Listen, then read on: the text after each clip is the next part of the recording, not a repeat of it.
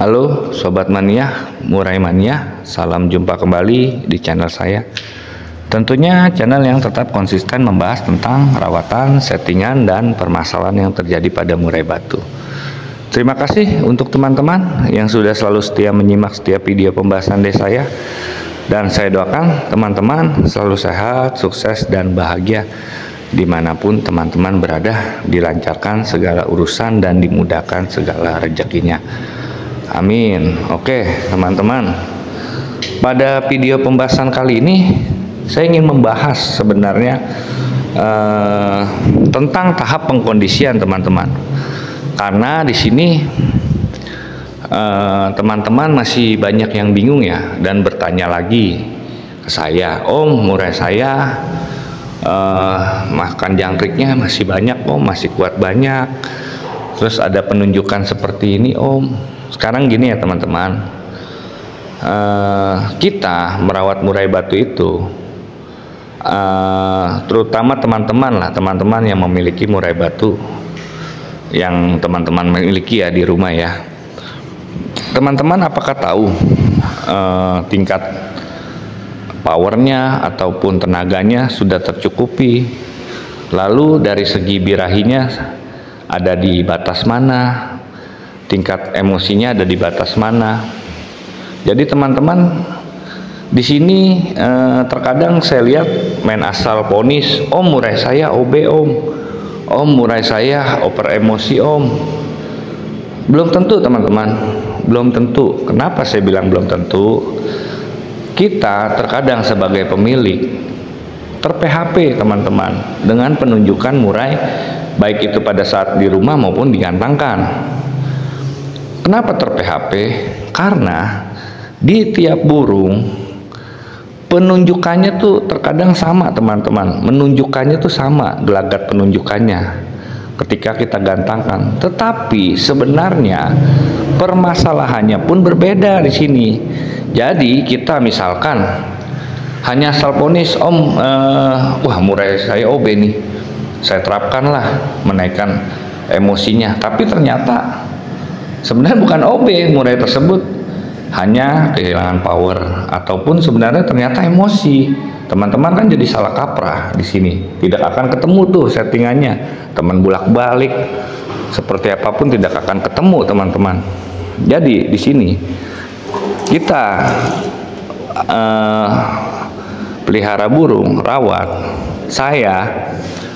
Teman-teman bertanya ke saya pun kan tidak melihat, tidak memegang kondisi murai teman-teman di rumah. Teman-teman hanya melampirkan pertanyaan, settingan, rawatan ini.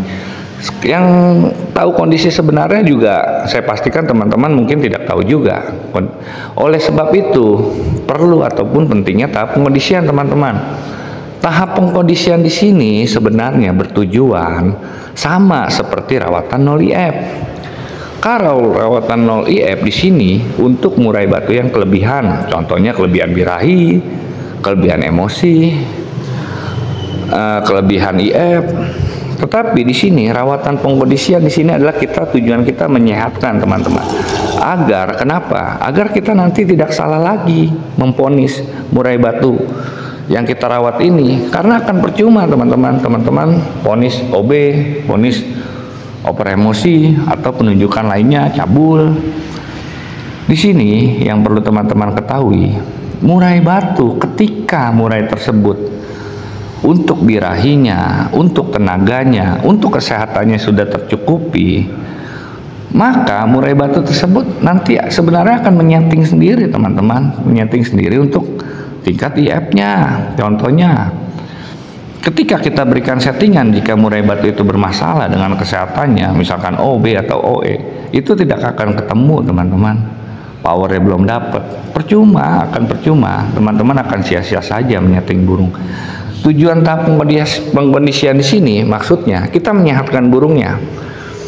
Kita sehatkan maksudnya itu dengan cara rawatan tanpa perawatan tanpa settingan. Artinya di sini kita penuhi dulu untuk nutrisinya teman-teman. Kita kan tidak tahu murai tersebut sehat ataupun sebenarnya dia kurang untuk asupannya. Kita sehatkan dulu. Nanti jika murai tersebut sudah tercukupi IF-nya dengan kita melakukan tahap pengkondisian ini tanpa rawatan mandi, tanpa rawatan penjemuran, tanpa rawatan pengembunan, hanya cukup full kerodong. Nanti power birahi itu tercukupi, naik, sudah terpenuhi yang dia butuhkan, maka dia makan IF-nya itu akan berkurang. Dari sini ya teman-teman, di sini kita jadi mengetahui sebenarnya tuh pola rawatannya seperti apa sih murai batu yang kita pegang, kita rawat ini. Jadi kita tuh tidak kedepannya bingung, gonta-ganti lagi settingan, gonta-ganti settingan, tidak akan ketemu. Setelah murai tersebut turun makan jangkriknya, di video saya sebelumnya yang pernah saya jelaskan, dia hanya kuat mampu makan 7 ekor pagi hari. Di sini sore hanya mampu 7 ekor. Lalu disinilah saatnya kita berikan pemandian. Coba di sini dia seperti yang saya jelaskan, apakah dia langsung nyebur tanpa basa-basi? Artinya dia membawa birahi. Tapi jika tetap susah, sulit, lama, baru dia nyebur. Nanti dia baru nyebur juga nggak lama, paling 1-2 kali nyebur. Itu tandanya murai batu tersebut tidak membawa birahi.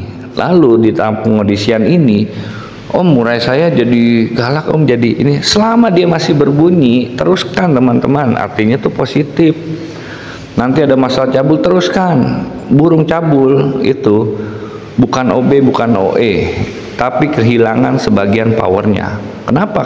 Pada saat digantung ataupun kita gantang murai tersebut cabul, dikarenakan murai tersebut tidak ada power.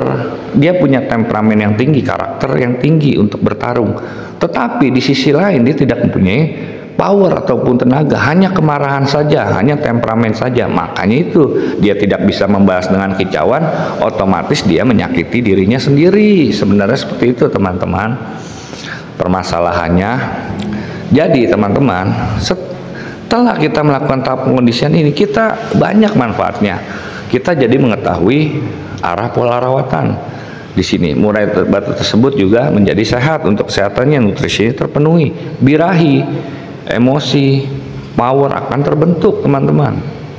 Di sini kalau ada yang bertanya, Om nanti nggak obesitas, Om nanti nggak timbul masalah.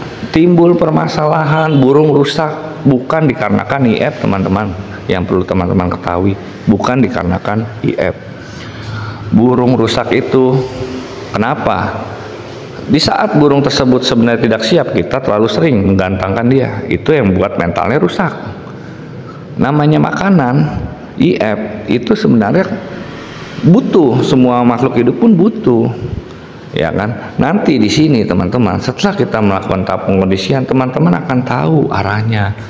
Murai saya ini sebenarnya bawa birahi besar atau membawa emosi. Dan pada saat kita melakukan tahap pengkondisian di sini, jangan kaget. Murai yang membawa emosi pasti akan menunjukkan dia seperti nampar-nampar, menjadi lebih giras, mangap. Itu tidak apa-apa teman-teman, namanya proses tahap pengkondisian. Murai yang bawa birahi mungkin nanti ada penunjukan lain seperti ngeluh ataupun dia jadi agak jinak. Nanti di situ akan ketahuan setelah terpenuhi dari power birahi dan emosi murai tersebut. Porsi IF akan berkurang teman-teman, dia akan menyeting sendiri, dia tahu apa yang dibutuhkannya, seberapa banyak yang dibutuhkannya. Seperti kita saja manusia, jika kita sudah kenyang apakah kita tetap makan teman-teman? Dan kalau kita lapar di sini apakah kita tidak makan? Sebenarnya seperti itu, kita masih lapar nih, apakah kita tidak makan lagi? Kan nggak mungkin. Jadi seperti itu teman-teman sebenarnya. Jadi di sini seperti itulah tahapan pengkondisian. Jadi teman-teman tuh, jadi nanti tidak pusing berbelit-belit dengan penunjukan OB, oper emosi, nanti ngejar-ngejar lawan. Itu kita sehatkan dulu karena kita tidak tahu keadaan si murai tersebut. Artinya di sini kita bentuk dulu dari powernya teman-teman. Burung yang sehat pasti akan mau berkicau, rajin berkicau, mau bertarung pada saat kita gantangkan. tidak juga ada efek-efek negatif ataupun penunjukan lain seperti cabul. Jadi seperti itu ya teman-teman. Oke, mungkin sampai di sini teman-teman paham dan mengerti jelas apa yang saya maksudkan di sini, yang saya jelaskan di video ini. Jika teman-teman masih ada yang bingung ataupun masih kurang jelas, teman-teman silakan saja isi di kolom komentar. Nanti saya akan berusaha menjawabnya. Oke teman-teman, terima kasih untuk teman-teman yang sudah selalu menonton video dari saya. Sampai jumpa kembali di video saya berikutnya. Salam satu hobi, salam murai mania.